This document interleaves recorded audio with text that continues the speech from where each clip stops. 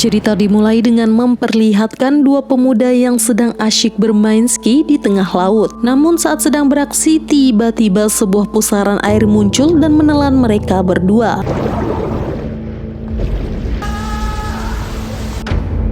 Kemudian kita diperkenalkan kepada seorang gadis bernama Johanna, seorang ahli biologi kelautan. Hari itu ia menerima perintah dari atasannya yang bernama Lesen untuk melakukan penelitian di sebuah peternakan ikan di pedesaan Norwegia. Hal ini dilakukan setelah beberapa ikan dan warga dilaporkan tewas secara misterius di wilayah tersebut. Johanna juga menerima rekaman video dari Maria yang tinggal di sana yang menunjukkan banyaknya ikan salmon yang matoy secara mendadak tanpa penyebab yang jelas. Det är ingen som kan mer om dette enn deg, Ole. Det er et varsel om et oppdrettsanlegg på Vestlandet. Fy faen, det er så jævlig ufo der, Maria. Sikkert bare noe jævlig.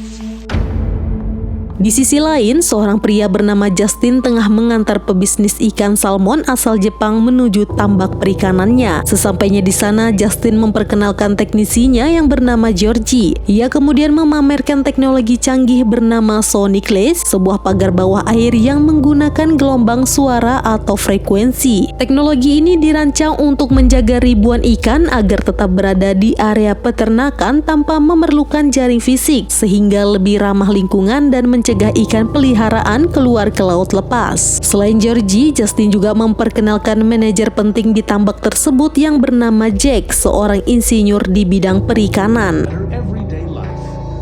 Sonic Light. Join us at Western Sound. That attaches itself to a host and kills it.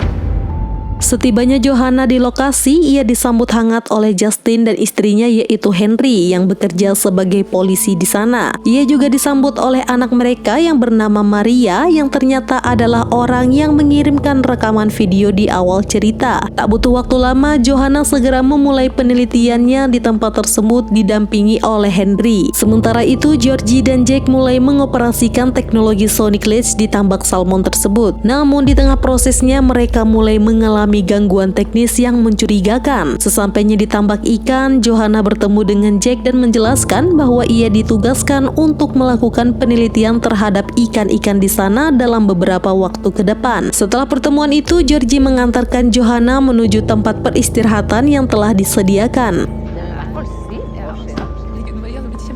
Kjenner du jeg? Jeg er på tilsyn.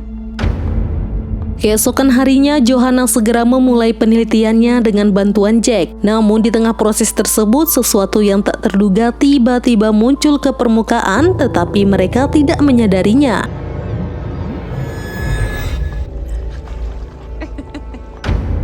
Setelah menyelesaikan agenda di tambak, Johanna berkunjung ke rumah Henry. Di sana ia mengobrol dengan Maria, anak Henry. Maria mendesak Johanna agar segera menutup peternakan tersebut karena ia merasa ada sesuatu yang sangat janggal. Namun, Johanna menjelaskan bahwa hal itu di luar wewenangnya. Tugasnya di sana hanyalah murni untuk meneliti.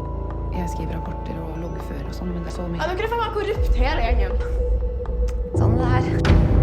Sementara itu, Justin merasa lega karena rekan bisnisnya dari Jepang telah setuju untuk menjalin kerjasama. Namun kegembiraannya terganggu saat ia menerima telepon dari Jack yang melaporkan bahwa salah satu modul Sonic Lace mengalami kerusakan. Masalah ternyata lebih serius dari yang dibayangkan. Modul 4 yang baru saja dipasang beberapa hari lalu juga ditemukan rusak. Saat Jack membongkar perangkat tersebut, ia menemukan sebuah spesies aneh yang belum pernah mereka lihat sebelumnya. Johanna yang kemudian meneliti spesies itu pun merasa sangat kebingungan karena makhluk tersebut sama sekali tidak terdaftar dalam literatur biologi kelautan yang ia ketahui.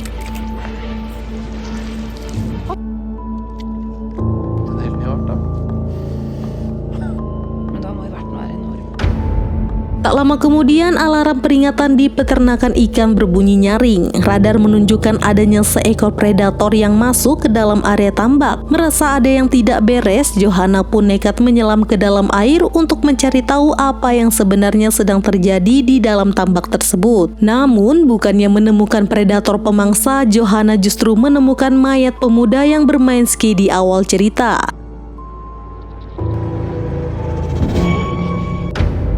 Saat memeriksa jasad tersebut, ia menemukan sesuatu yang tidak masuk akal. Di sela-sela luka korban terdapat zat bioluminesensi yang masih ada dalam tubuh korban. Cahaya biru elektrik ini biasanya hanya ditemukan pada ubur-ubur atau plankton di kedalaman laut ekstrim. Temuan ini menjadi pertanda buruk bahwa sesuatu dari dasar samudra telah naik ke permukaan. Hvis de føler seg trua. Bioluminescens, bakterier. Ketegangan berlanjut saat diperlihatkan rombongan orang yang sedang asyik bermain kano sambil berlatih memutar kayak. Dalam sekejap keceriaan mereka sirna saat sesuatu menyerang secara tiba-tiba. Beberapa jam kemudian, mayat mereka ditemukan dalam kondisi yang sangat mengenaskan.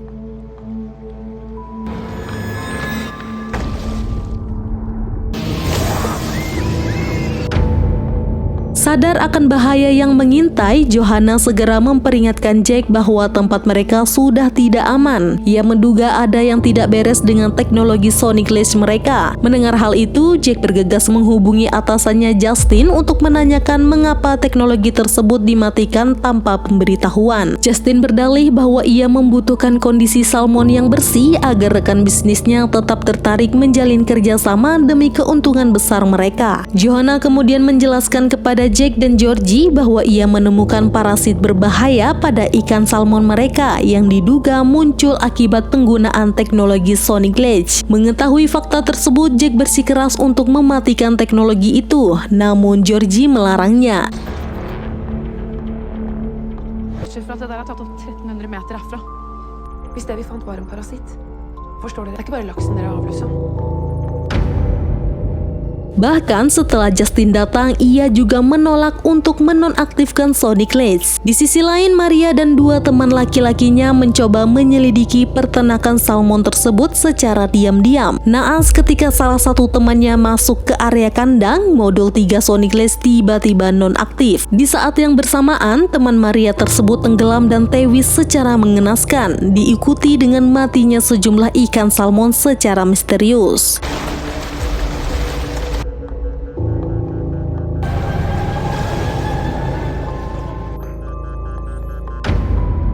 Suasana semakin mencekam ketika Johanna melihat sesosok makhluk raksasa muncul dari balik kabut tebal. Makhluk mengerikan itu ternyata adalah Kraken.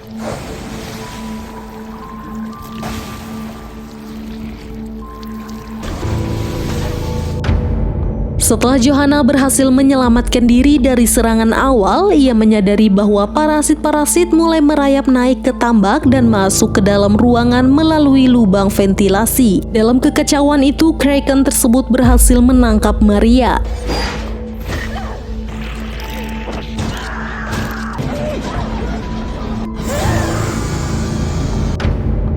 Beruntung, Justin berhasil menyelamatkan Maria tepat pada waktunya. Di sisi lain, Johanna berusaha keras melarikan diri dari kejaran tentakel Kraken yang terus memburunya. Hingga akhirnya ia berhasil mencapai tempat yang aman dalam keadaan pingsan.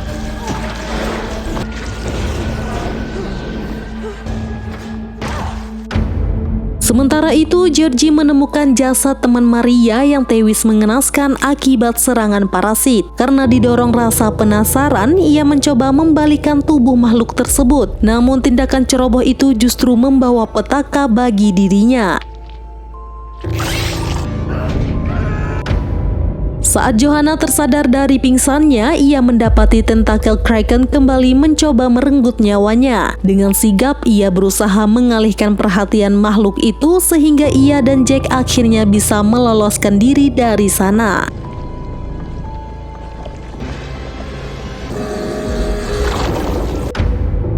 Di sisi lain, Maria yang masih ketakutan dihampiri oleh ayahnya. Mereka kemudian sepakat untuk segera melarikan diri, namun alih-alih masuk ke ruang pengaman di tambak, mereka justru melakukan tindakan konyol dengan melompat ke dalam air. Akibatnya, Justin terpaksa mengorbankan dirinya menjadi tumbal demi menyelamatkan anaknya, yaitu Maria.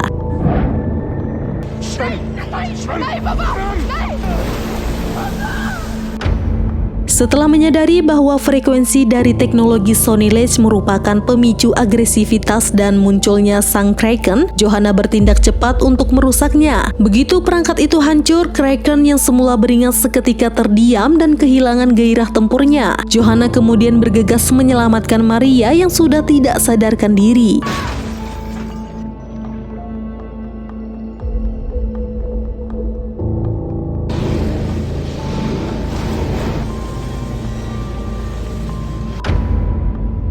Mereka pun mulai menyiapkan sebuah bom khusus untuk membun-bun monster tersebut. Namun di tengah persiapan, para parasit mulai merayap menyerang Maria. Beruntung ibunya datang tepat waktu untuk menyelamatkannya. Demi keamanan bersama, Johanna memutuskan untuk membawa bom tersebut menjauh dari area tambak seorang diri. Ia menolak bantuan Jack karena tidak ingin pria itu ikut terluka.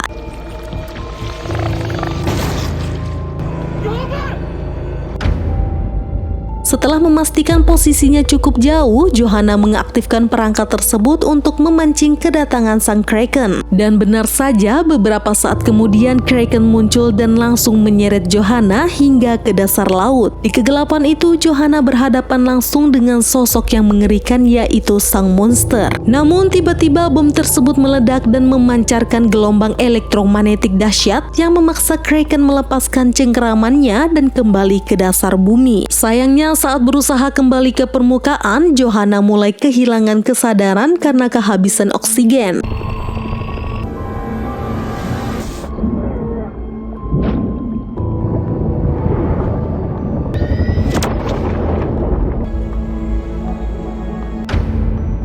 Tak lama kemudian, Jack tiba di lokasi bersama Maria dan Henry. Mereka berusaha keras mencari keberadaan Johanna. Namun, permukaan laut tampak sepi dan mereka tidak menemukan siapapun di sana. Kecemasan mulai menyelimuti mereka, khawatir Johanna tidak selamat dari Kraken tersebut. Namun, keberuntungan masih berpihak pada Johanna. Seorang pria tua bernama Olva berhasil menemukannya dan menyelamatkannya tepat waktu. Begitu melihat Johanna selamat, Jack langsung berenang dan memeluknya dengan erat. Ternyata di balik kerjasama profesional mereka selama ini, keduanya memiliki hubungan spesial sebagai sepasang kekasih.